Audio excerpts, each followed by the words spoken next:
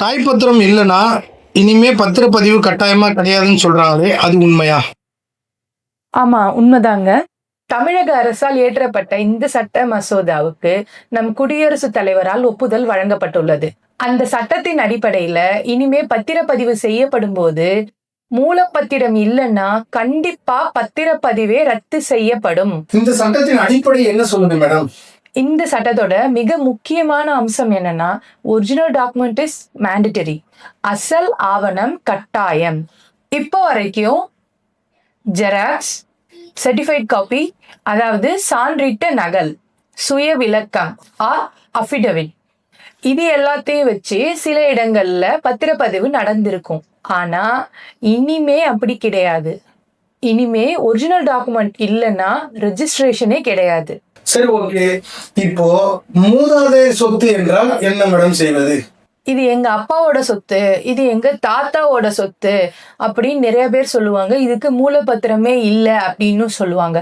அந்த மாதிரி இருக்கிற சூழ்நிலையில என்ன பண்ணலாம்னா, வருவாய்த்துறையால சான்றளிக்கப்பட்ட பட்டா அந்த சொத்திற்கு சம்பந்தப்பட்டதா இருக்கணும். அந்த பட்டாவை பத்திரப்பதிவின் போது கண்டிப்பா சமர்ப்பிக்கணும். சரிங்க மேடம். ஒருவேளை சொத்து அடமானத்தில் இருந்தா என்ன செய்வது? சில ப்ராப்பர்ட்டிஸ் பாத்தீங்கன்னா பேங்க்ல லோன்ல இருக்கும், அப்படி இல்லைன்னா தனிநபர்கிட்ட அடமானத்துல இருக்கும்.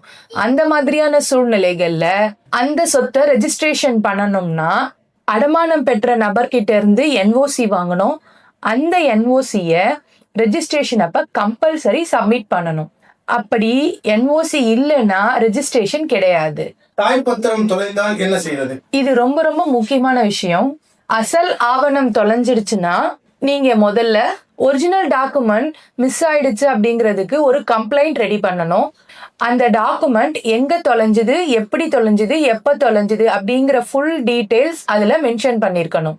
அதன் பிறகு 100 ரூபீஸ் ஸ்டாம்ப் பேப்பர்ல ஒரு அஃபிடவிட் ரெடி பண்ணி அதை நோட்டரி அட்வொகேட் கிட்ட சைன் வாங்கணும்.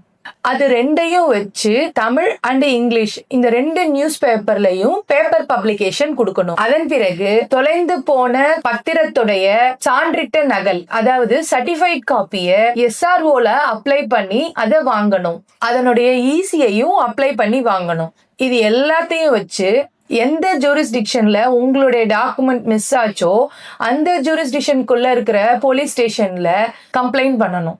அதன் பிறகு அவங்க CSR பிளஸ் நான் ட்ரேசபிள் சர்டிபிகேட் இது 2 தருவாங்க. இது எல்லாத்தையும் வச்சு நம்ம டாக்குமெண்ட் ரெஜிஸ்ட்ரேஷன் பண்ணிக்கலாம். மேலும் இது போல லீகல் இன்ஃபர்மேஷனுக்கு எங்களை ஃபாலோ பண்ணிக்கோங்க. தேங்க்யூ.